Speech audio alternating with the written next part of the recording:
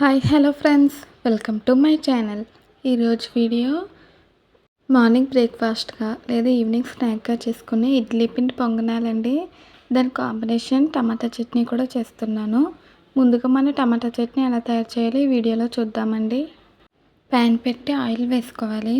Oil కొంచెం heat అయ్యాక పచ్చిశనగపప్పు, మినపప్పు వేసి వేయించుకోవాలండి.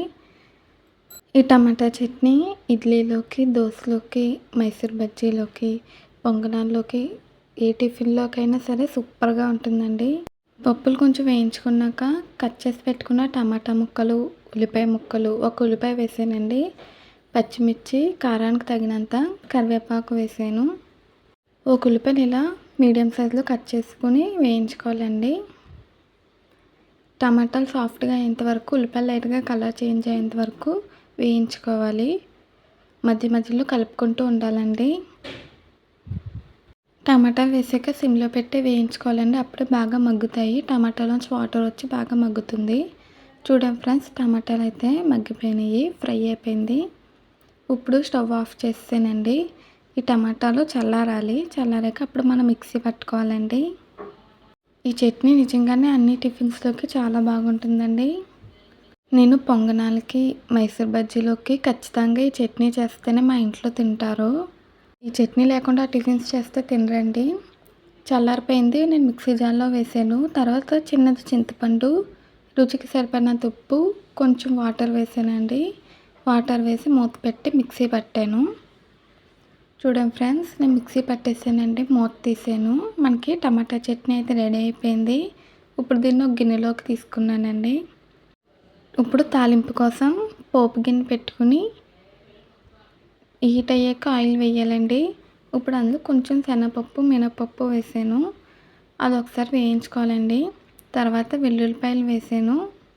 వెల్లుల్లిపాయలు కూడా కొంచెం ఫ్రై అయ్యేంత వరకు వేయించి, తర్వాత ఎండుమిర్చి, కరివేపాకు వేసుకుని వేయించుకున్నానండి. ఈ టమాటా చట్నీకి పోపు ఉంటేనే బాగుంటుంది మనకి.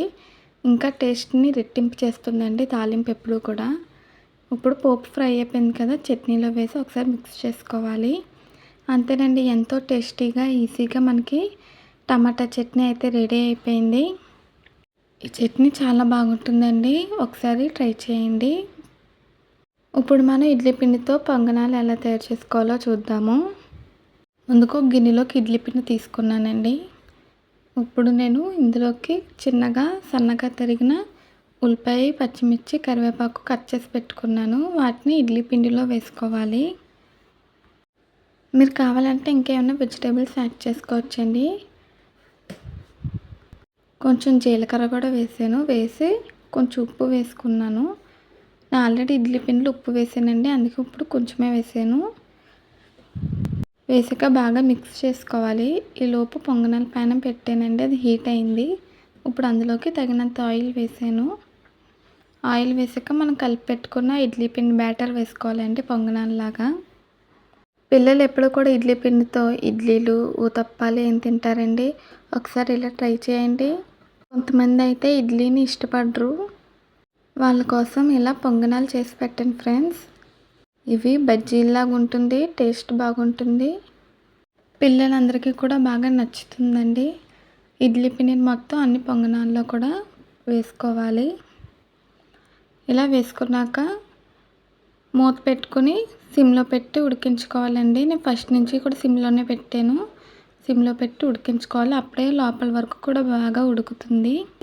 మూత తీసానండి. ఒక 2 నిమిషాల తర్వాత చూడండి ఫ్రెండ్స్, ఇలా కలర్ రావాలి. ఇలా కలర్ వచ్చాక మనం అన్ని పొంగనాన్ని కూడా ఒకసారి లూజ్ చేసుకుని రెండో సైడ్ తిప్పుకోవాలండి. అన్ని పొంగనాలు కూడా తిప్పేసాక మీకు చూపిస్తాను. చూడండి ఫ్రెండ్స్, మంచిగా కలర్ వచ్చినవి.